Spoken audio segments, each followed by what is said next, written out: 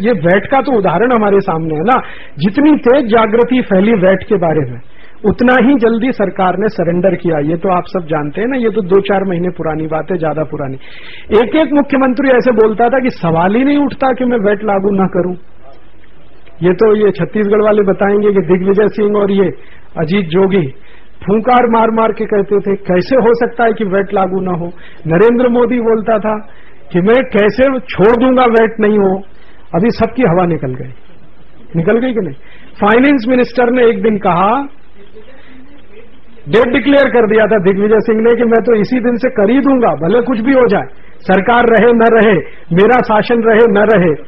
इतनी बड़ी बड़ी बातें करने वाले चीफ मिनिस्टर सबकी हवा निकल गई, क्योंकि पार्लियामेंट में रिपोर्ट आ गई। वो रिपोर्ट ये आ गई कि भाई वैट लागू करेंगे तो क्या है। तो आईबी ने बता दिया कि आप जिंदगी भर के लिए भूल जाइए कि आप दोबारा कभी सत्ता में आ सकेंगे। बीजेपी वालों को इतना डर लगा, नरेंद्र मोदी को ऑर्डर हो गया, उनको ऑर्डर हो गया कि नहीं करना, बस नहीं करना, तो चुप बैठे। तो सरकार की ताकत कितनी है वो समझ लीजिए आप। उनको ये समझ में आ गया कि वैट लागू करने से 3-4 करोड़ वोट उनका चला जाएगा, ये उनको समझ में आ गया।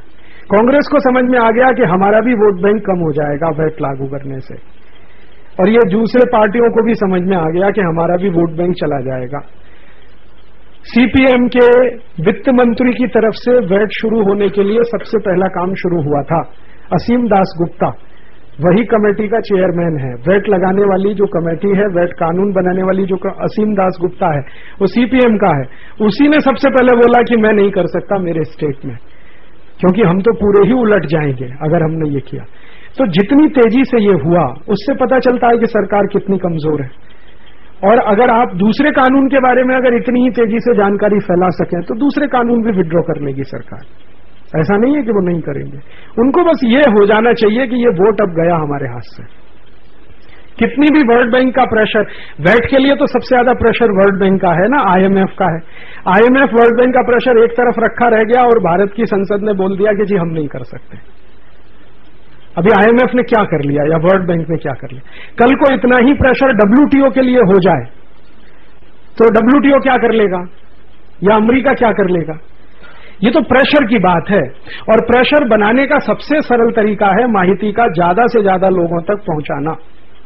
वैट के बारे में जितनी तेजी से माहिती पिछले 6 महीने में भारत में पहुंची है, उतनी तेजी से माहिती किसी भी कानून के बारे में पहुंच जाए, वो कानून हट जाएगा इस देश में, कहीं से भी पहुंच जाए। तो वो आप कर लीजिए, वो कर लेंगे तो ये एक एक करके, और 2-4 कानून जहां बदले तो बाकी बदलने के लिए दबाव तो लगातार बढ़ता जाए। के लिए आप राजीव दीक्षित को माइनस कर दीजिए, फिर बताइए कि आपका कितना परिचय है लोगों के साथ।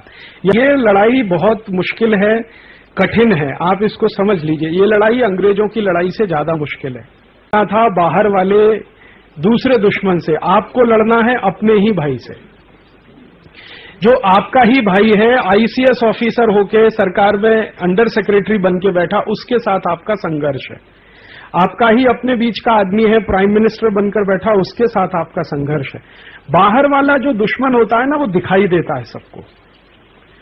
अंदर का आदमी होता है ना, उतना दुश्मन नहीं लगता। अगर लगता होता तो 56 साल में इस देश में आंदोलन इतना बड़ा हो जाता जो आजादी के आंदोलन से भी बड़ा होता। अभी अंदर देश के लोगों को क्या लग रहा है, देश के अंदर जो मानस में करंट है वो ये है, भाई ये सरकार खराब थी, अब एक नई सरकार लाके देखो।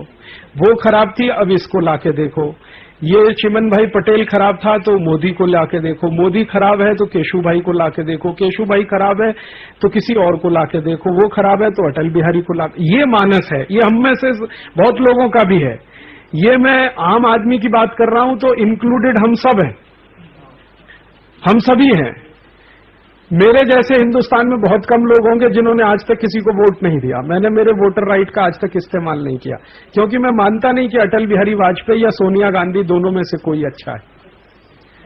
वो अच्छा इसलिए नहीं हो सकता कि जो सिस्टम चलाने के लिए वो जाने वाला वो सिस्टम ही खराब है। अब अटल बिहारी वाजपेयी कितना भी अच्छा और गुणी आदमी हो, लेकिन सिस्टम जिसको वो चला रहा है वो तो इतना ही खराब है जितना वो अंग्रेजों के जमाने में इरविन चलाता था। जब इरविन ने चलाया वही अटल बिहारी वाजपेयी चलाते हैं, वही सिस्टम सोनिया गांधी चलाएगी, और वही सिस्टम आप में से कोई जाएगा तो चलाएगा। जब सिस्टम खराब है तो अच्छे आदमी का कोई मतलब नहीं है वहां जाने का। तो लड़ाई तो ये है। अब हमें जो करना है वो ये कि ज्यादा लोगों के मन में हमारे लिए सद्भावना बन जाए। सद्भावना से मतलब क्या होता है? सद्भावना दो काम के, एक तो ये कि कोई हमारा भले साथ में ना आए लड़ाई के लिए, लेकिन रास्ते में रुकावट पैदा ना करे। सद्भावना उसके लिए जरूरी होती है। हम ये अपेक्षा नहीं करते कि शहर वाले हमारी लड़ाई में हमारे साथ आएंगे, या ये 4-5 करोड़ लोग हैं वो हमारी लड़ाई में हमारे साथ आएंगे, ये अपेक्षा नहीं है। अपेक्षा सिर्फ इतनी है कि वो हमारे साथ ना आए, लेकिन जो लड़ाई हमने शुरू किया उसमें रुकावट पैदा ना करें, नहीं तो दुश्मन कई हो जाएंगे और कई फ्रंट पे आपको लड़ना पड़ेगा। एक फ्रंट तो पूरा ऑर्गेनाइज है ही, उससे भी बड़ा आपके ही बीच में से कई लोग निकलेंगे जो कहेंगे क्या फालतू बात करते हो, यही कानून से तो धीरू भाई अंबानी इतना अच्छा हुआ है, तुमको क्या प्रॉब्लम है? यही कानून से टाटा बिरला अगर इतना अच्छा हुआ है तो आपको क्या प्रॉब्लम है? तो ये तब होगा जब आपके प्रति सद्भावना न्यूनतम होगी समाज में। अब यहां सद्भावना तो बहुत दूर की बात है, अभी परिचय नहीं है हमारा। सद्भावना तो तब होती है जब आपका किसी से कोई परिचय हो, अभी तो हमारा परिचय नहीं है। अगर इसको थोड़ी देर के लिए आप राजीव दीक्षित को माइनस कर दीजिए, फिर बताइए कि आपका कितना परिचय है लोगों के साथ, या आजादी बचाओ आंदोलन का आपने कितना परिचय कराया है लोगों से, कितना जानते हैं लोग? अभी भी राजीव दीक्षित माने आजादी बचाओ आंदोलन जानते हैं, आजादी बचाओ आंदोलन माने राजीव दीक्षित नहीं जानते।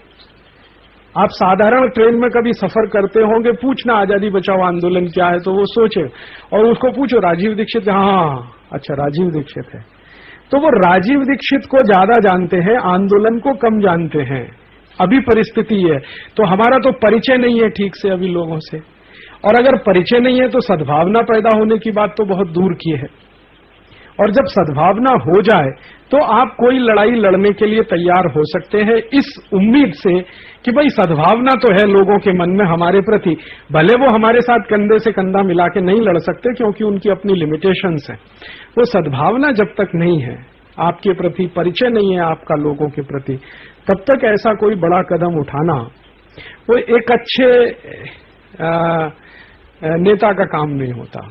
जो सेनापति होता है ना, उसका मुख्य काम यही होता है कि परिस्थिति का आकलन करके युद्ध की घोषणा करें। अगर आपने परिस्थिति का आकलन ठीक से नहीं किया है और आपने कूद गए हैं, तो वही होगा जो 1857 में हुआ है।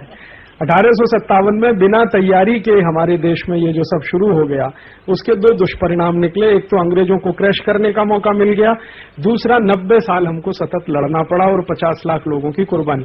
अगर वही काम परिस्थिति की तैयारी और समझ के साथ किया होता तो 1857 से 3 साल के अंदर आजादी आ जाती, 1860 में आ जाती।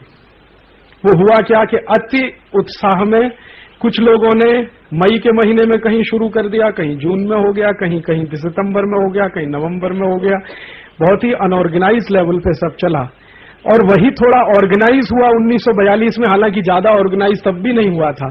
परिणाम आ गया उसका, वो जितने लोग 1857 में मर गए उतने 1942 में नहीं मरे। 1942 में तो अंग्रेजों की हालत खराब हो गई थी गिरफ्तार करने में, लेकिन 1857 में क्रैश करने में भी उनको कोई तकलीफ नहीं थी, क्योंकि ऑर्गेनाइजेशन कमजोर था। क्योंकि कोई ऑर्गेनाइजेशन नहीं होता है तो ऊपर वाले को क्रैश करने के लिए रास्ता मिलता है। तो अभी तो हम में शक्ति आ जाए, सबसे बड़ी बात तो हमारी अपनी शक्ति की है। हम में अपनी शक्ति आ जाए, थोड़ा आत्मविश्वास आ जाए, हमारा थोड़ा परिचय समाज से हो जाए, समाज के मन में हमारे प्रति सद्भावना हो जाए, तो ऐसे काम करने के लिए हम बिल्कुल फिट होंगे।